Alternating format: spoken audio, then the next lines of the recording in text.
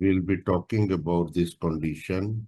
Gout, it is end product of purine degradation. So in the process, we'll be touching these two competencies also related to synthesis of purines and biodegradation and degradation of the purines. So as we said that uric acid, it is the end product of purine degradation after a multiple steps. The condition gout is very painful, problematic, perilous, potentially lethal. So many P's are there. Painful, problematic, perilous, potentially lethal. And everything arises out of the fact because the uric acid is problematic. It has got very low solubility. So therefore, the crystals, they tend to precipitate. And they may accumulate in the joint, giving rise to inflammation. And the crystals, accumulated crystals, they are called tophi. So they may accumulate in the joint, they may accumulate in the subcutaneous tissue where they are symptomless. But once in joints, they are very painful. The condition, gouty arthritis. Uric acid can form stones in kidneys also. So this problem becomes perilous because kidney में अगर stone हो गई, this may gradually, cases have been reported that this may gradually progress onto chronic renal failure also. So it is becomes a potentially lethal condition if undiagnosed and untreated. So we said that the problem of uric acid is because it has got a very limited solubility. So we may examine some solubility characteristics of uric acid now. Limited solubility it has got. In fact, uric acid, we can say that this is a weak acid. Acid, a proton donor. So this dissociate to form urate and a proton.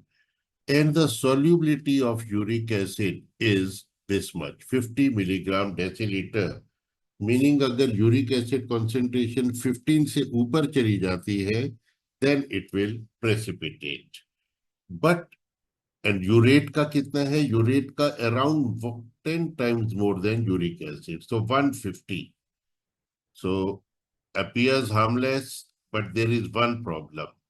Urate, if it complexes with joins sodium to form sodium urate, then the solubility falls very sharply. Now the solubility limit is 7 milligram deciliter. So what does it mean? That 7 से अगर ऊपर चला गया uric acid, so there is a risk for its solubility exceed हो गई limit, it will precipitate. And how much is the normal level? This much. So doesn't it justify the statement that we are at brink of gout? Because thoda bhi, even moderate rise in the uric acid concentration can give rise to precipitation of crystals and joints together, gouty arthritis, etc., etc. And one more point, males, they have got higher value compared to females by about 1 milligram deciliter. And the value increases with age also. So older age may, that is the reason there is enhanced risk of precipitation of the crystal, and that is further enhanced by the urban lifestyle where alcoholism is very common. In the next class, very next class, I'm going to upload, we are going to see a clinical case and we are going to see why alcohol intake precipitates the attack of gouty arthritis. So alcohol and even non-veg diet also rise करता है. So these alcoholism, non-veg food का prevalence, they further enhance the risk of gouty arthritis. So just a look back actually, because this is important for further understanding of the clinical case. Low solubility is problematic and we are teetering on the brink of gout. So tophi, the crystals, sodium urate, we abbreviate as MSU, monosodium urate. There is severe joint pain, inflammation, separated by long asymptomatic period. Crystals, they have got a predilection, a special liking for small joints, especially big toe. And as we are going to see in the clinical case, the pain is very severe, uh, how do you pronounce? Excruciating, very severe pain, lancinating pain, especially in the big toe. And it is the colder regions of the body. And we have seen male, female, age, alcohol ka contribution. Now we come to causes of gout. Anything can be caused because of overproduction or decreased excretion. I introduced this term for the first year students, idiopathic. The others know it already. Idiopathic means unknown etiology, unknown reasons. So overproduction, decreased excretion, the two processes are coupled actually. One very important statement, purines cannot be stored in the body. So therefore, if there is increased excretion, it has to be matched by degradation, uh, increased degradation also. And degradation product of purine, as you know, is uric acid. So overproduction leads to excessive uric acid production. Overproduction के दो causes, primary and secondary. Primary, mainly there are certain enzyme defects. Secondary is superimposed, consequent of some primary abnormality. For example, whenever cellular turnover is high, malignancy, psoriasis, we are going to examine them one by one. Please try to understand well the primary causes, the enzymopathies. Five enzymes which we are going to examine. One, two, three, four, five. So we are going to see where they are placed in the metabolic web and how they cause uric acid production. To understand this, ये जरूरी होगा कि हम थोड़ा सा synthesis का check कर लें. This is a de novo pathway. First, we are going to examine which starts from a scratch from ribose phosphate. The first enzyme, PRPP synthetase, convert it into PRPP, phosphoribosyl pyrophosphate. And the second enzyme, PRPP amidotransferase, converts it into 5-phosphoribosylamine. The full forms are shown here. And then after a multiple steps, the parent nucleotide is formed, the parent purine nucleotide, which is converted, of course, to others, AMP, GMP, etc., etc. Now, first reason we had seen PRPP synthetase activity if it is increased. अगर ये increase हो गई activity, the whole pathway will be pushed towards the purine synthesis. Why? Because PRPP synthetase is the first, foremost, and the rate limiting enzyme of the pathway. So PRPP synthetase activity, more purine synthesis matched by more purine degradation resulting in uric acid formation. Second cause we had seen increased activity of this enzyme. Again, the same set of events, the same logic, increased synthesis, increased degradation, more uric acid, but there is something more to this also.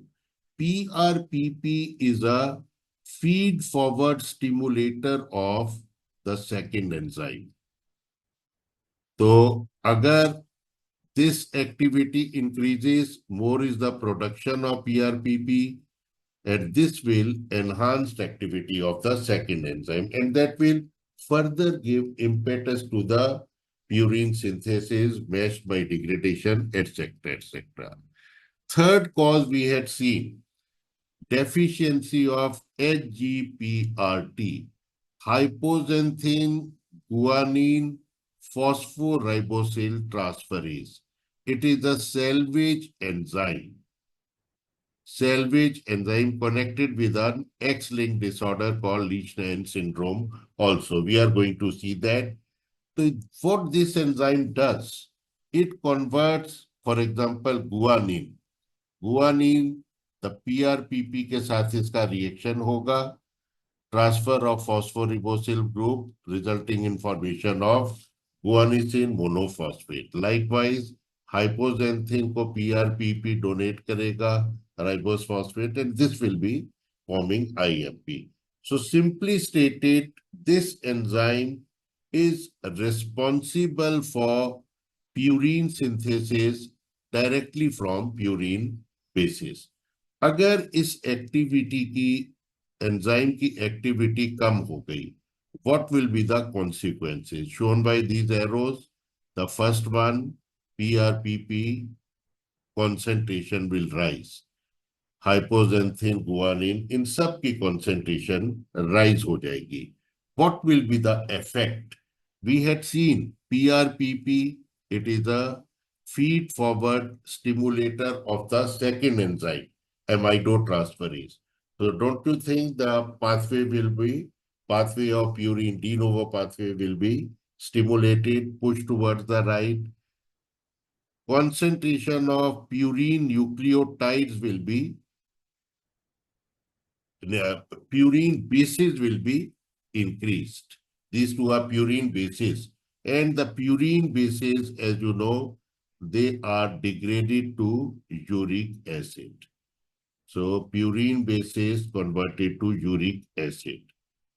Third reason, which is a bit difficult to understand in a complex diagram, don't have to see everything, but you can see here that the purine nucleotides, they are inhibitors of the second enzyme of the pathway, amidotransferase.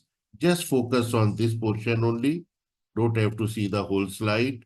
So what I'm trying to say, that purine nucleotides, they are inhibitors of the biosynthetic pathway we had seen just now, the de novo pathway.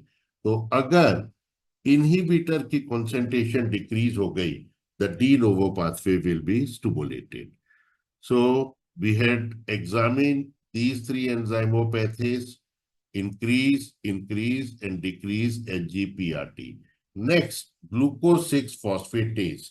You are aware of this enzyme, carbohydrate metabolism, glycogenolysis का last step था, which converts glucose 6 phosphate to glucose. But how that gives rise to urea, that is something interesting to examine. Glucose 6 phosphate block हो गया, the concentration of glucose 6 phosphate will increase. You know, also know that glucose 6 phosphate can form pentose phosphates, the ribose phosphate, via HMP shunt pathway. It's a reversible set of reversible reactions. So अगर concentration बढ़ गई glucose 6 phosphate की, that will lead to increased concentration of ribose 5 phosphate. And as we had seen in de novo pathway, ribose phosphate is a foundation onto which the purine ring is built step by step. So ज़्यादा इसकी concentration हो गई, more will be the synthesis of purine, and matched by more degradation, more will be the uric acid. तो fifth enzyme भी हम देख लें, glutathione reductase. Glutathione reductase, as you people know, it converts oxidized form of glutathione to reduced glutathione, and it is an NADH consuming enzyme. As a result, NADPH consuming enzyme. As a result, if activity of glutathione reductase increases, more and more NADPH will be converted to NADP. And NADP, as you know, is a stimulator of the HMP shunt. Which enzyme? The first and the rate limiting enzyme, glucose. Anyway, find it out yourself. तो अभी के लिए इतना ही काफी है. Increased activity of glutathione reductase. There will be decreased concentration of this NADPH, increase of the stimulator of HMP shunt, and then the same series of events. I mentioned about Lesch-Nyhan syndrome, deficiency of the salvage enzyme HGPRT. There are neurological abnormalities, and most important is self-mutilating behavior. Even a very, clinically insane person also, he also preserves this tendency of self-preservation. But यहाँ पर वो lose हो जाती है. The person, the child may give his hand into the spokes of the wheelchair and whatnot, everything, self-biting himself, everything. Okay. So mental retardation is prominent abnormality. I'm going to just read out. The brain has extremely low capacity of de novo biosynthesis. De novo, which started from ribose phosphate. Therefore, a complete deficiency of salvage enzyme damages the brain by depriving it of the purine nucleotide. You will learn more about this Lesch-Nyhan syndrome. Now, coming to secondary gout. हमने शुरू में देखा था ना, overproduction is one cause and then decreased elimination is another cause. Overproduction में हमने देखा था there are primary and there are secondary. Secondary is consequent upon some disease. So we can actually इसको भी तो I think तो इसको I remove this slide. Overproduction, for example, malignancy, cellular turnover. More is the cellular division and more will be the degradation. The DNA will be degraded, giving rise to uric acid.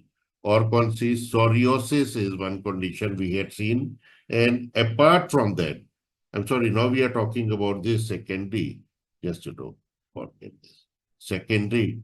So malignancy हो गया, psoriasis हो गया, and when the patient undergoes radiotherapy.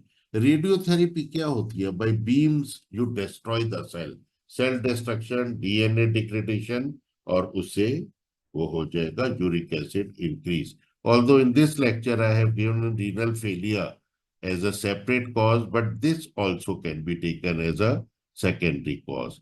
So leukemia, lymphoma,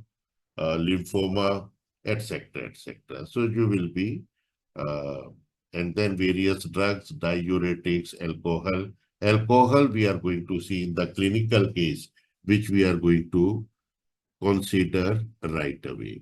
So this figure you will have to later on see, but इस lecture के अंदर सिर्फ इतना ही बताना काफी होगा that various nucleotides are ultimately giving uric acid, and this enzyme is important, xanthine oxidase, as we are going to see in the clinical case very soon. Thank you.